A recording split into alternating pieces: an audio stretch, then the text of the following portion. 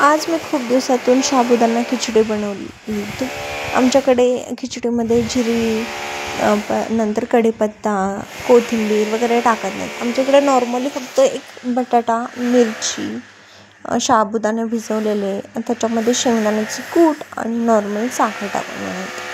तर मी ते एक बटाटा घेतला आहे, त्याच्यावरून साले काढून घेतलेले आहे आणि तो मस्तपैकी बारीक असा कट करून घेतला. त्यानंतर 2 मिरच्या घेतल्या, त्या पण कट करून घेतल्या.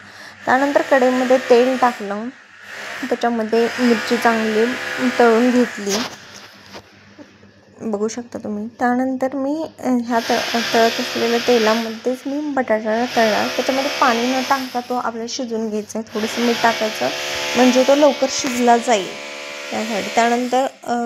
त्यानंतर भिजवलेले साबुदाणा टाकायचं आणि त्याच्यामध्ये मी कूट आणि साबुदाणा एकत्र मिक्स करून घेतले, जेणेकरून की ते चिकट होणार नाही.